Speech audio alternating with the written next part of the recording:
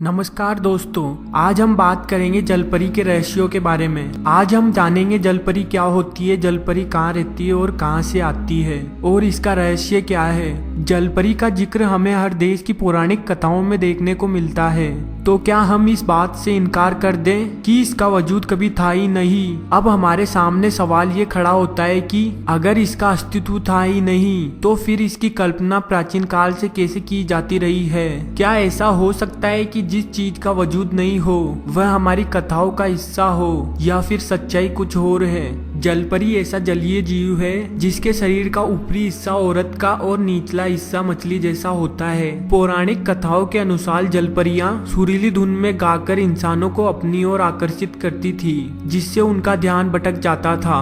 उनकी मधुर आवाज को सुनकर मनुष्य समुद्री जहाज से पानी में कूद जाते थे। कई बार पूरा का पूरा जहाज भी समुद्र की तह में समा जाता था। कुछ ऐसी कहानियां भी प्रचलित है जिसमें जलपरियां डूबते हुए इंसानों की मदद करने के प्रयास में उनकी भी जान ले लेती थी, क्योंकि वह उन्हें बचाने के दौरान ये भूल जाती थी कि मनुष्य पानी के अंदर सांस नहीं ले सकते।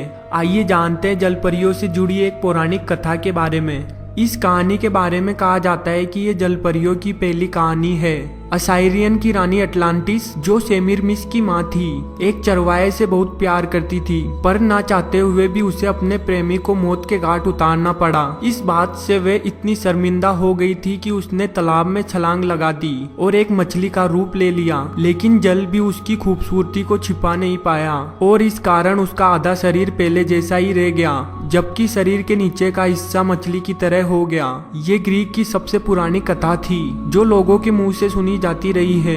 अब मैं आपको जलपरी से जुड़ी एक और पौराणिक कहानी सुनाने जा रहा हूँ। एक मशहूर कथा के अनुसार एलेक्जेंडर की बहन थेसालोनिक मरने के बाद एक जलपरी बन गई थी। जलपरी के रूप में दूसरा जन्म पाने के बाद काफी समय तक जीवित रही और जब भी कभी उसके इलाके से होकर कोई जहाज गुजरता था तो वह हर नाविक से एक ही सवाल पूछती थी, क्या महान एलेक्जेंडर जीवित है? जिसका सही जवाब था, वह जीवित है और दुनिया पर राज करता है।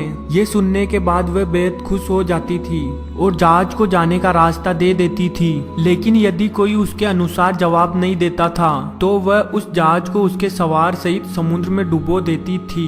इसी प्रकार हम अगर चीनी कथाओं पर नजर डालें तो पुरानी चीनी दंत कथाओं में जलपरियां एक बेहद खास जीव हुआ करती थी, जिसके आंसू मोतियों में बदल जाया करते थे, जिस कारण मछुआरे उन्हें पकड़ने की कोशिश में लगे रहते थे। लेकिन वह इतनी सुरीली होती थी कि अपने गाने से मंत्रमुग्ध कर मछुआरों को पानी के भीतर खींच लिया करती थी। ये सभी कथाएं जलपरी होने का सबूत देती है।